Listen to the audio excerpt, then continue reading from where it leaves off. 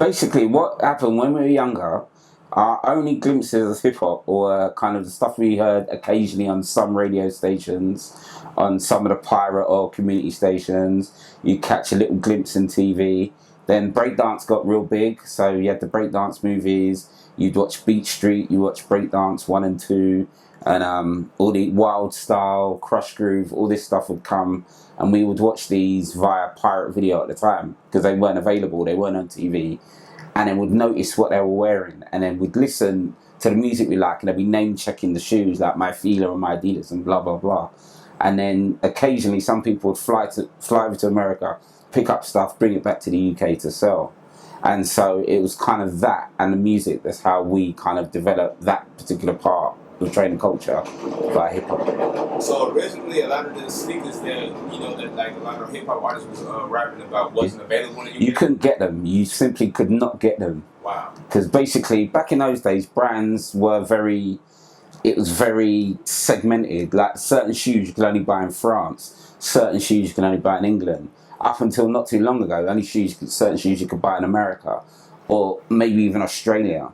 But obviously, since the advent of the internet, you can get anything anywhere. It's like globalization's taken over. But before that, if you weren't in that area that didn't have that shoe, you'd have to go to that area to get that shoe. Whether it be Japan, whether it be LA, whether it be New York, wherever.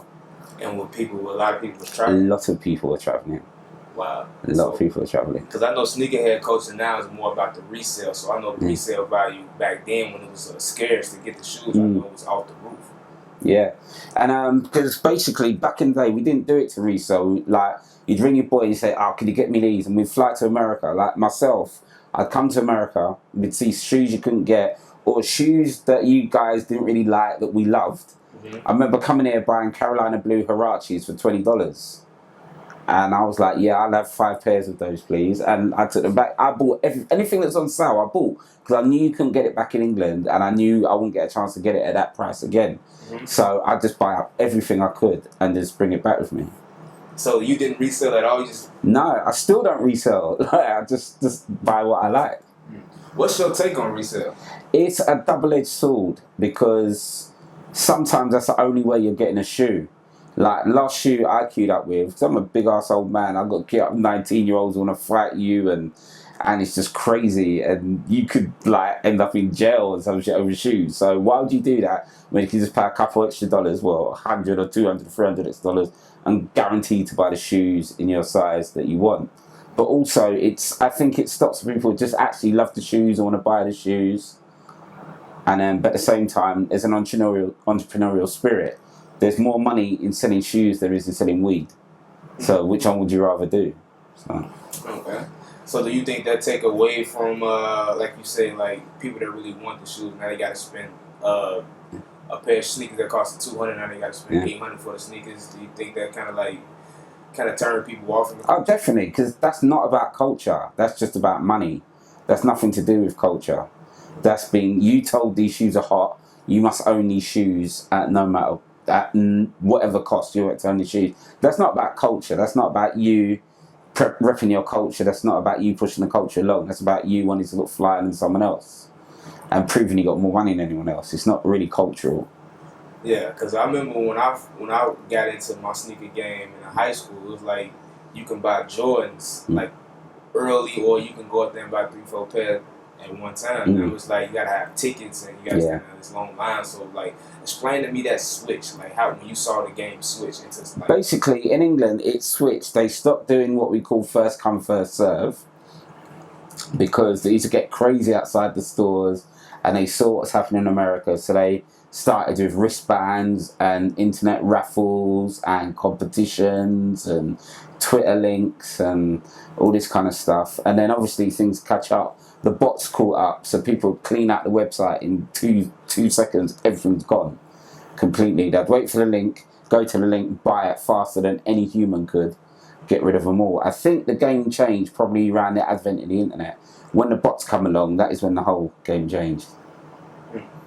You say who came along? The bots. What's that? It's an automated program that runs an add to cart scenario. So you go onto the website, you choose the size you want, You add it to your cart, you enter your information, and then you check out, which we do. It takes us 2-3 minutes. These bots do it in 0.5 seconds.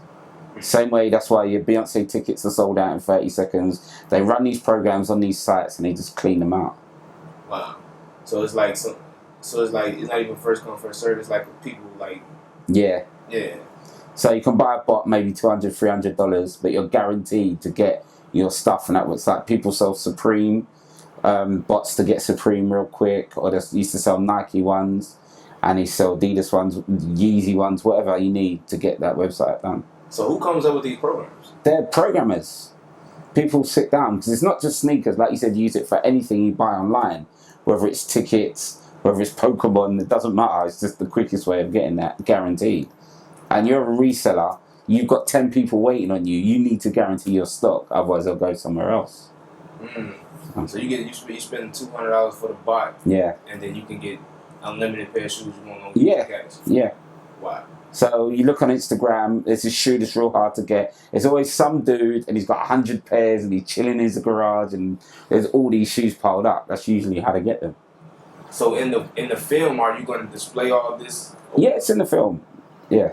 So you take it. So also I want to talk about in the film, we got the good part of the culture, but you know, in America, when it comes to sneaker culture, it was some bad things that happened. Yeah. You know, like you got the wrong shoes on, or you got shoes on somebody can't afford. You know, things happen to you. You know, you get your shoes stolen, you get killed for them. Yeah, I want to know if that's like the same type of thing that happened. In England, it's similar, but not as radical. No one's died yet. Really? No one's died yet. But yeah, dudes have got shoes taken off them. Because you get dudes that used to queue up all night outside the store. They queue up, they get their shoes, they walk out, and have someone waiting for them. They're like, bruv, shoes. And it's like, what the hell? You just wasted how many hours and someone wants to take your shoes. That's happened sometimes. Everything's due to the internet and not many people being out on road, as we call it. It's literally just calmed down. Everything's calmed down. But in the like late 80s, early 90s, it was kind of rough like that. So similar, but yeah, no one died, no one got shot, but it was close. And people have died and got shot for less as well, but not so much as trainers.